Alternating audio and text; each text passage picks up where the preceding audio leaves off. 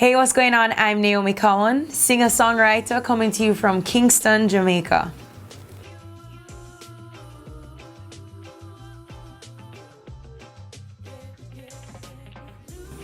Yeah, so my parents are Tommy Cowan and Carleen Davis. And so what that meant is my whole life, I was, other than being in school, I was in two different places. I was either in a studio, sleeping on the floor, till all hours of the night, or I was backstage at a stage show or on tour, once again sleeping in some corner because it would be late. So for me, what was so interesting about growing up in this industry, it was recognizing that all of these people had an influence on an audience, but to me they were just regular people because that's all who I saw. As I would step outside of the space that I was raised in, I would recognize that, wait, that person is really famous, or that person is really famous, but it still doesn't occur to me that they're quote unquote famous. You know what I mean? So I think what was interesting was, I guess, being on the inside of something that seems so glamorous and recognizing that it's also not that glamorous. And I think what it also did was prepare me to be a comfortable performer. A lot of my life I've actually been a TV presenter and been in the media. And at one point in time, I was Miss Teen Jamaica. And so for me, being on a stage or being in front of people was never extremely intimidating. The only part of that process that's always been intimidating was ensuring that what was coming out of my mouth either sounded good or made sense or connected with people. But in terms of the performance aspect, I think just growing up seeing stages, like lights, all of those things are just normal to me. So that's what that was like.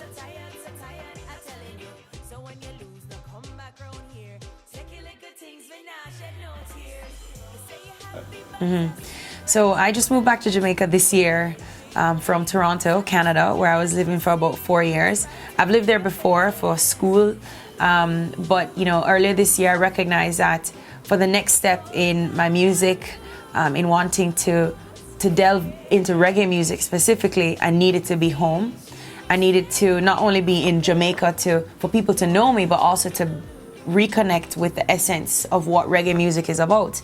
And when you look at the history of reggae music, basically it was a sound that was created in the 60s by people, like my dad, Bunny Striker Lee, Lee Scratch Perry, Coxon, like all of those people, they were part of like this small rebellious gang of people that wanted to make music for Jamaica. My dad was telling me that Byron Lee actually first came up with the word reggae because beforehand it was called streggae. And in our society, streggae is actually a negative word for like a girl or somebody who's just not very tidy, or they're kind of like all over the place. So when I really thought about the history of what reggae music was about is the fact that it was a sound that was created for Jamaica. Because before that, people only listened to what was on the radio, which was what was your doo-wop and your R&B and your whatever America was listening to. So I knew for me, I needed to be home to get to that foundation and tap back into that, because for me, I wanted to bring classic reggae in a fresh way. So it was only necessary to be home and also even to pay tribute and honor to the legacy I was born into. I knew being here would be special.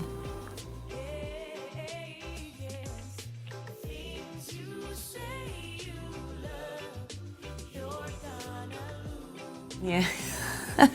Yeah, so things you say you love. I'll tell you the story. So last year I was in Toronto and someone connected me to a gentleman by the name of Mark Pelly.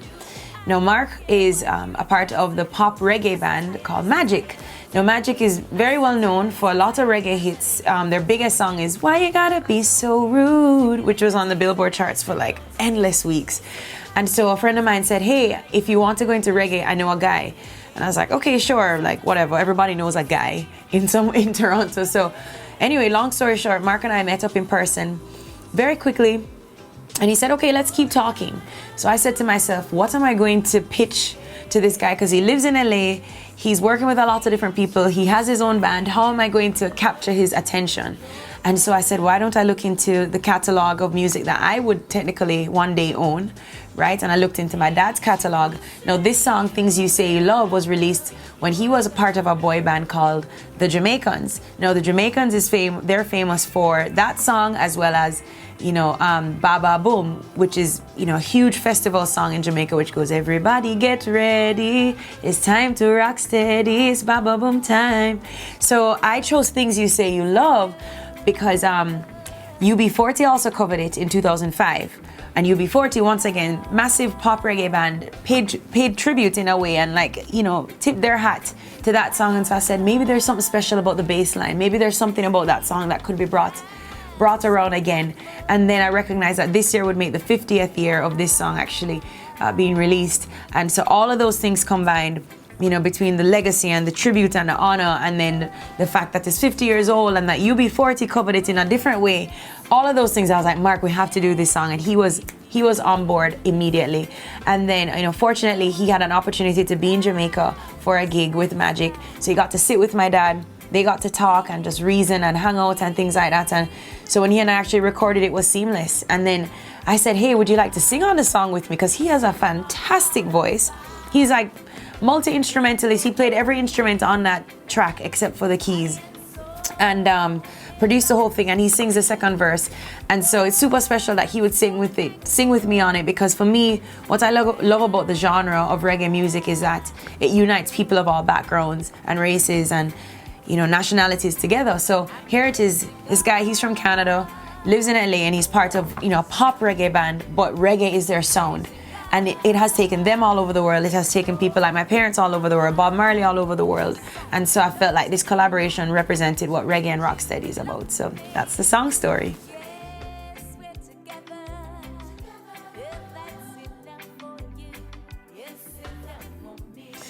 Yeah, so before I chose reggae music, I was more pursuing what people would describe as an indie pop or an acoustic indie sound, because my voice has always been more of a pop voice.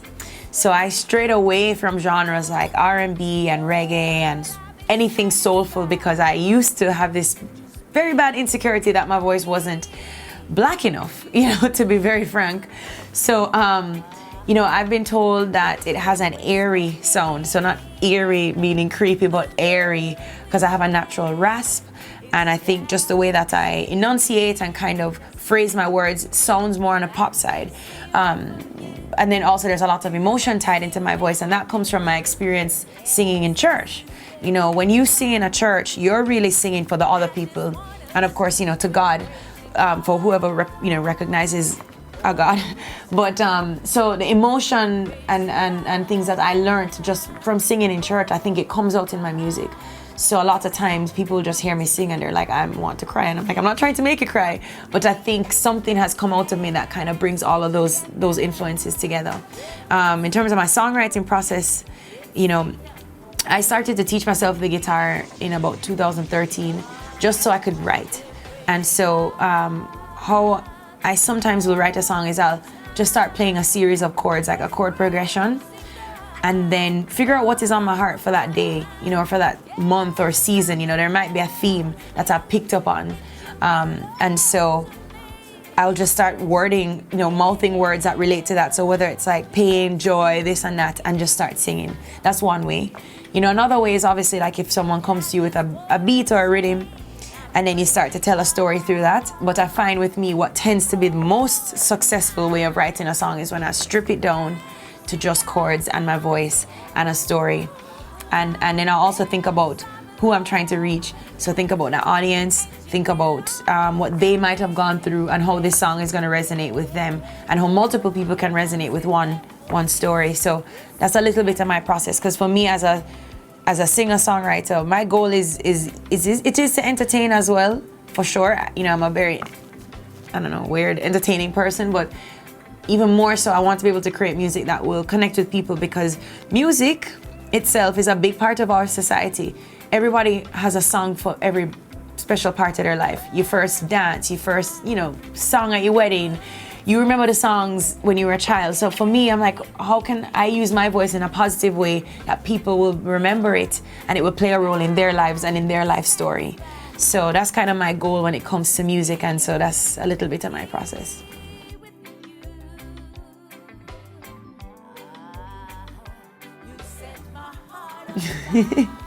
It's so funny, because you're annoying. What makes me stand out?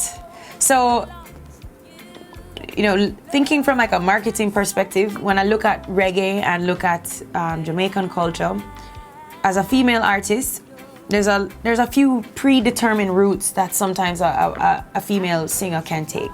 There's a roots, rock steady reggae, not I would say roots path, so that's like your dreadlocks and like, someone who might be a Rastafarian and they just have that feel, beautiful. I love that vibe.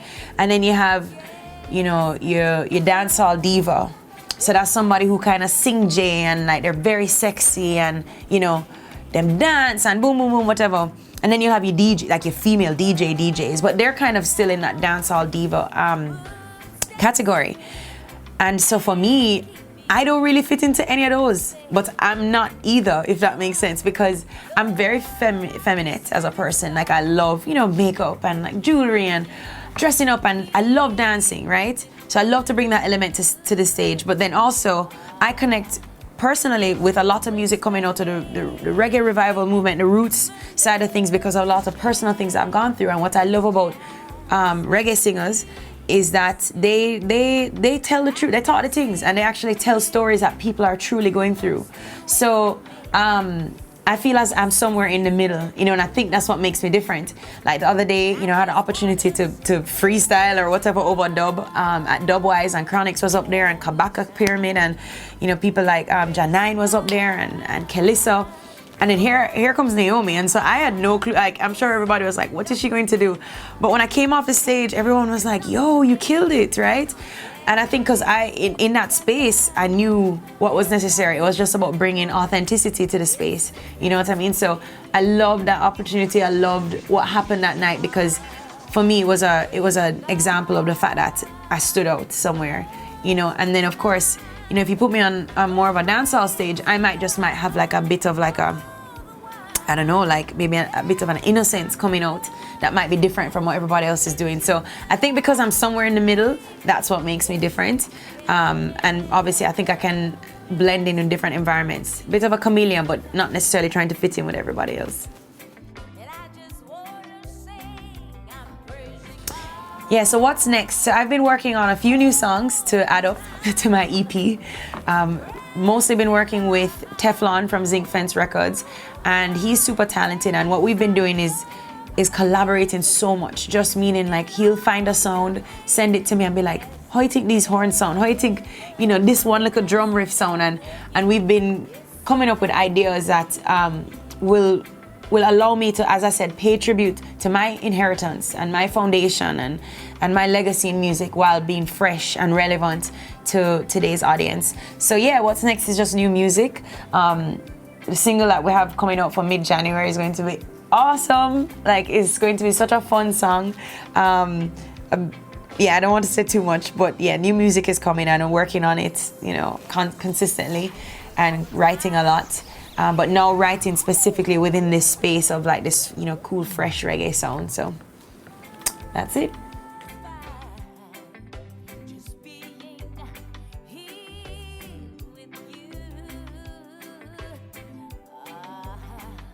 There's no explaining.